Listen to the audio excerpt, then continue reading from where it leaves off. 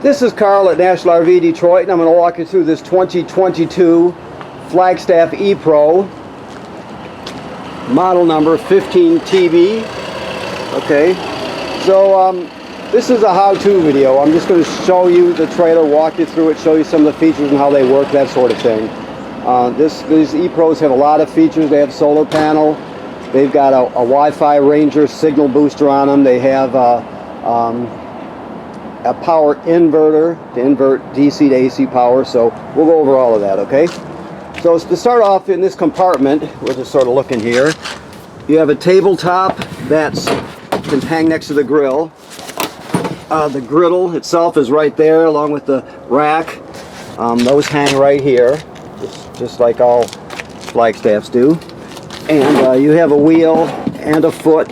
You have your dump hose right there, so that's what you have in there. Now this is the rail that the grill and the utility table hang on right here, and this is the LP quick connect right here to connect it to the LP system. There should also be a hose with it.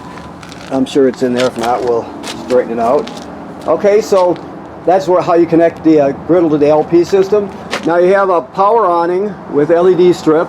Okay, you have outside speaker, power, of course. This is your furnace vent, so it does get hot, so keep that in mind if kids are around. You can adjust the length of the legs on the stairs independently of each other just by using this metal tab right there, pushing up on it.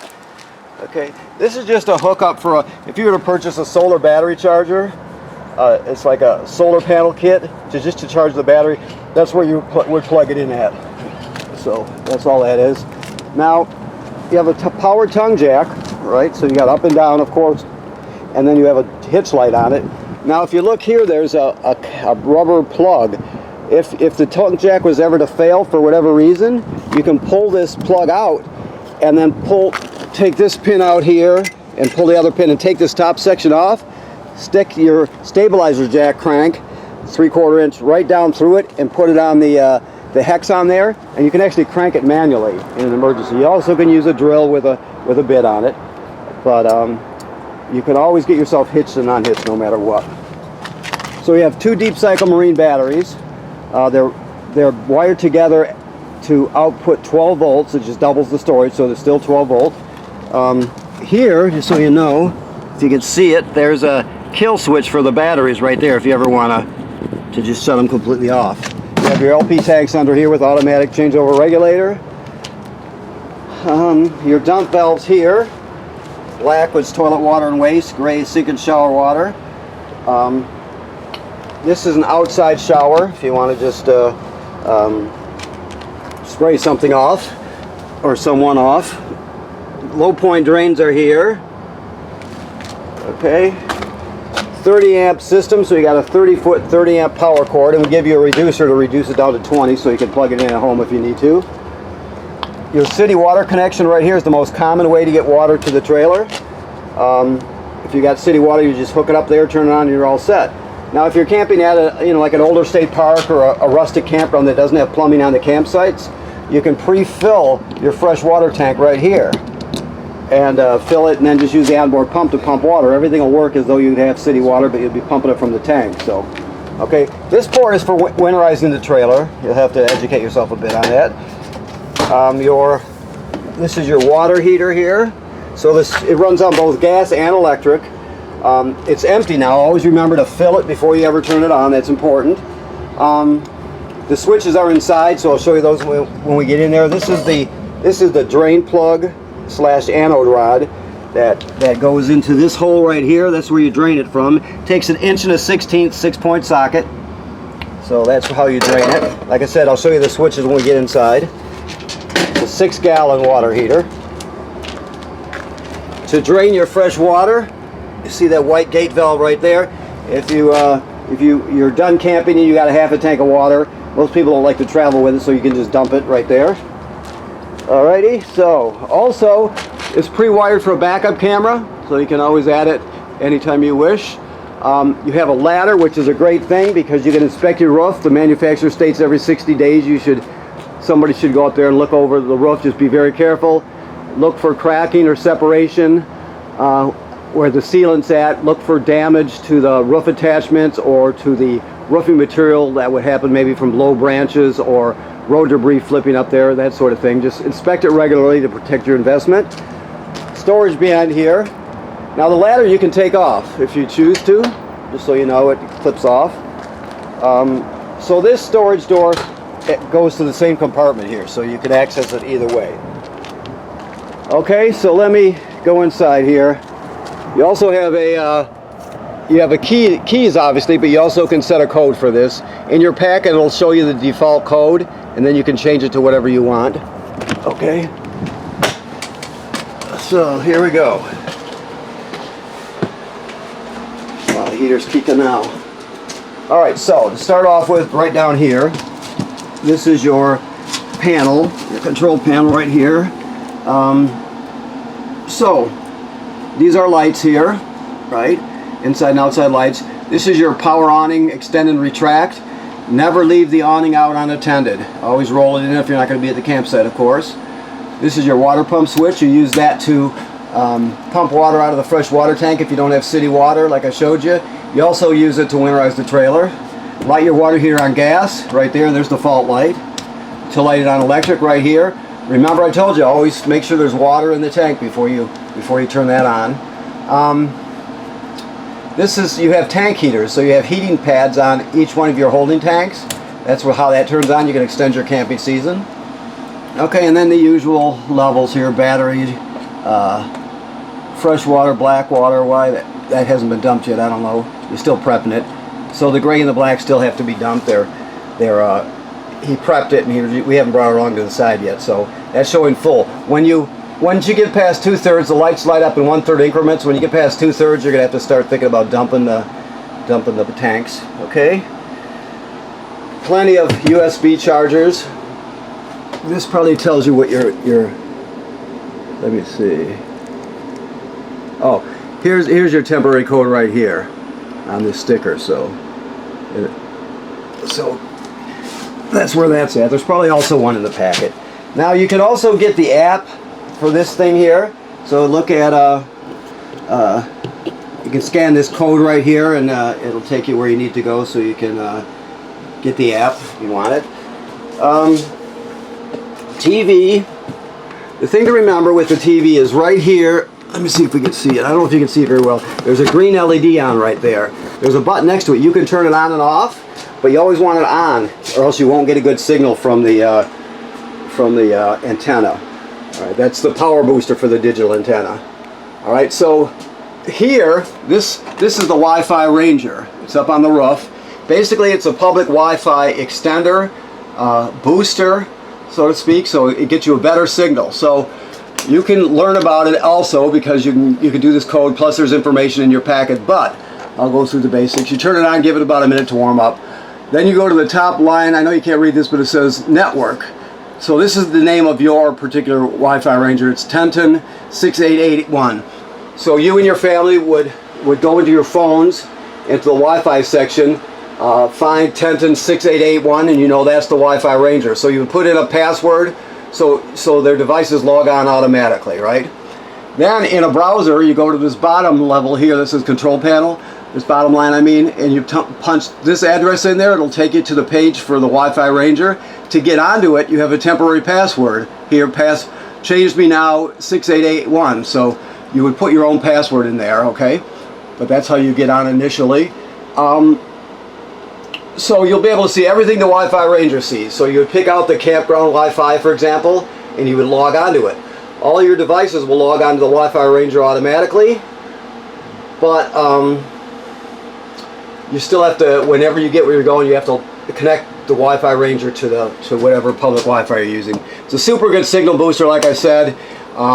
It also has a cellular function I'm not going to get into. If you're interested in it, you can look further. It would be a monthly fee and all that. People generally don't use that. They use the public Wi-Fi booster, okay? Alright, so this remote here is for the TV, of course. This one here is for your radio. So what you have is an AM/FM radio. You have Bluetooth, so you can hook up or stream wirelessly from your phone or tablet. You got a USB, so you can put all your albums onto one stick and take them with you. this is an HDMI in, so if you need to go into the system with like a portable Blu-ray player or something, you can go straight in there. Also, you have 2 speaker zones, 1 and 2. 1 is inside the trailer, 2 is outside the trailer. And it has all the functions that regular radios have too, so you have all those options here.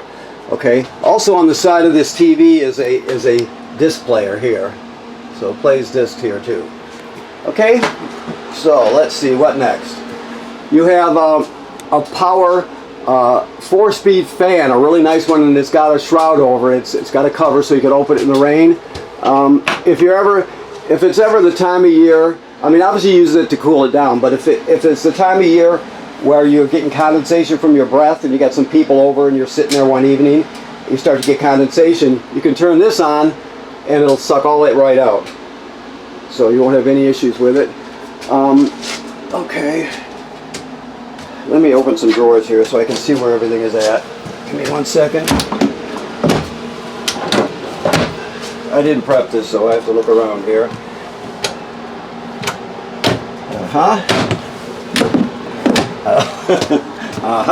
Let's try this one. Nope, not that one. Over here. Here we go. So, this is all your stuff here, your literature. I just wanted to show you this because this is a tire sensor.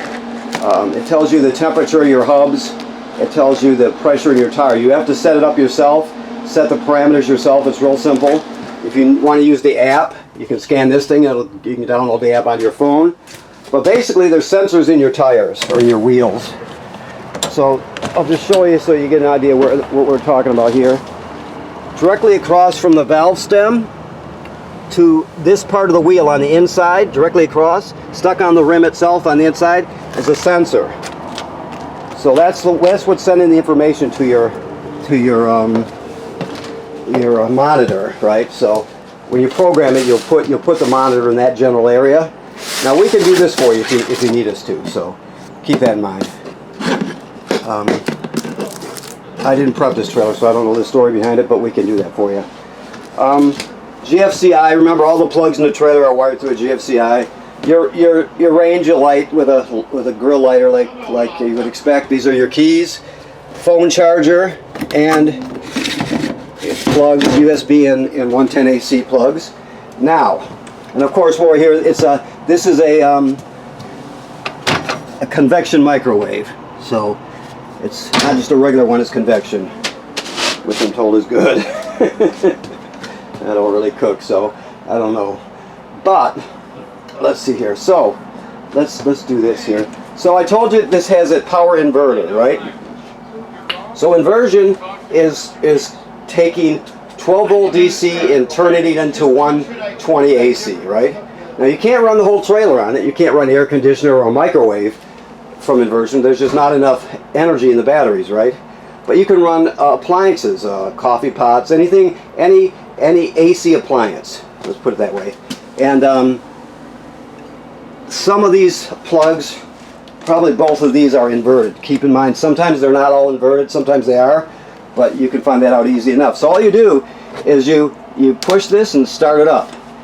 So right now it's started to take 12 volt DC from the batteries and turn it into 120 AC, right? So if you weren't plugged in and you didn't have any AC power, you can always run AC appliances from it by doing this. To shut it off, you hold it for just a couple seconds and then let go of it. The light will go out. The thing is to remember is, what is the thing to remember? Is to remember the thing to remember. Oh yeah, you don't run it unless you're inverting. There's no reason to keep it going. So you only do that when you're going to invert some power. So of course this over here, you know this, but this is a power converter. This does just the opposite. It converts AC to DC. So you start with 110 AC on this side. It converts it to 12 volt DC over here. It's also a battery tender, so when you're plugged in, it'll sense how much energy your battery's needing. Always keep them charged, right? Alrighty. Now this, when we're talking about energy, this is your solar controller right here. I got to pick up the pace here because I'm not going fast enough here. So let me. It says AGM, which you don't have. You got flooded batteries. So let me just change this right now for you. All right. So you do that, and we're going to go once to flooded. You won't have to do this. Just It's just something that they didn't do when they set it up. So it won't give you the right calculations if you don't do that. So now it's set up correctly. Okay, so you don't have to worry about A, just B, because you only have one battery. There's two, but it reads it as one because they're wired together as one. So push the button. Right now you got 12.4 volts in the batteries. It'll go up to about 13.6, I think. So keep that in mind. That's what I was telling you. Hit it again. It's right now you see the picture of the sun and the arrow going towards the solar panel. So this is, you're gaining 1 amp at this point. It's a cloudy day. It depends on how clear the day is, where the sun is in the sky, you know, what time of day it is. There are obviously peak times where you'll get more amps, but this will go up to, or I mean, it'll go past 5, 6 amps, whatever. Depends on where you're at, like I said, in the position of the sun. But all this is stored into the battery. Now, if you ever, oh, let me go one more here. These are your it's 71% charged right now because they've been running off of battery, and well, they're prepping it here. And you have 22 amp hours left, so it tells you the amp hours also. So, voltage in the battery, gain from the solar panel, 71% charged, and 22 amp hours, okay? Now, after the batteries are charged, if you see this flashing, and it'll say FUL and it'll flash, and if you go to like to see what gain you're getting from the sun, it'll say 0.0. That's because it shut itself down. It does that when the batteries are totally charged. So if there's no more room to store anything in the batteries, it'll flash like that. As soon as you drain them down a little bit, it'll go back to the normal configuration. So, okay. Also, there's an app for this. There's normally a sticker here, but you can get the app, Go Power app, and you can operate it from your phone also. Of course, you recognize this. That's just an analog thermostat. Click it to the left to make sure it shuts down. You want to hear that clicking sound when you're shutting it off. The AC has the controls right on the unit. Alrighty. This is your carbon monoxide LP gas detector. It should always be green. If not, get it serviced. Also, if it beeps very slowly, it's telling you your batteries are low. You got a 12-volt DC refrigerator here. So it runs on 12 volt. So that's excellent. You can pull it down the road, and your tow vehicle's alternator will be charging the batteries, and the batteries will be, and the solar panel will be charging the batteries, and the batteries will be sending energy to the refrigerator. Always keep this latch locked when you're traveling so you don't dent up your doors. Under here is all your stuff. I mean, all the valves and the water pump and all that stuff is under this panel here, just so you know. I know you can find it yourself, but that's where it's at. The folding table obviously sits on here. You can turn this into one large bed. Alright, so let me think, what else have I forgotten here? I did the inverter, the converter, and the solar controller. This is an escape window, emergency windows, obviously. You just go like this, push it through, and then you would grab this tab and pull the screen out, and you can exit in an emergency. Okay. Alright, so let's do this. So, vent, obviously. Your toilet, now the toilet has a flush pedal on it somewhere. Oh, right up here. It's a lever. You can't run it dry. You always want to have chemical and water in the tank below. The black tank is directly below. So when you get to the campground, you hook up your power and your water. You'll come in here, you'll put 1 dose of chemical in the bowl. Then you'll pull the flush lever and hold it till you put about 1 gallon of water in there in the tank below along with the chemical. Then you're ready to use it. You can't use it dry because the smell will be terrible, super terrible, and it can also get clogged up. So never use it without chemical and water in it to start off. Okay, so another thing, let me put this up the way it belongs here. Okay, so this is something different. This is the shower miser. There's the thing for it. You can always, anytime you have any more questions about these things and you don't see it if you don't see it in your paper, you can go to the company's websites and look at their product videos. It's a great way to learn stuff if you want to. Alright, so this thing is the shower miser. Whoops, let me get it right here. So this is normal operating position here, so it'll run just like a normal shower. But the reason they call it a miser, it's a recirculating pump, or system. So in areas where there's drought, for example, while you're heating up the water, it'll just go down the drain while it heats up. So you're wasting water, plus you're taking up storage space in your gray tank. With this, you put it in the right mode up like that, if you can see. And when you turn this on, no water comes out the shower. It just recirculates to the water heater and back to here, around in a loop. The same water, around and around and around. So you do that till this turns kind of beigeish. This blue piece here will change the color dramatically to a kind of beige color. That's when you know your water's heated up, and then you just put it back in the other position and use it like a normal shower. It just allows you to heat up water without wasting any. And again, you can go to the websites and look at this, but it's a shower miser and it's a recirculator to save water while you're heating it up. Okay, hopefully I explained that well enough. Okay. Alrighty, so let's see. Let me just look around. I think I've covered everything, but I want to look around a little more to make sure. I think we're good though. Yes. Whoops. Excuse me. So, I believe that covers it. So first, thanks for buying your trailer here at National RV Detroit. Remember what I said about inspecting the roof every 60 days? That's what the manufacturer says. It's a good thing to do. Obviously, whoever goes up there is to be very careful, but you want to make sure that everything is good on your roof. No damage, no leakage, nothing. You do that, and this thing will be dry 20 years from now. It's just people generally don't inspect the roof enough, so please do that. Also, right now this is winterized right now, so it's not in camping mode anymore, and it's all filled with antifreeze, and the water heater is bypassed, and so it's ready to go. Okay. All right. Thank you.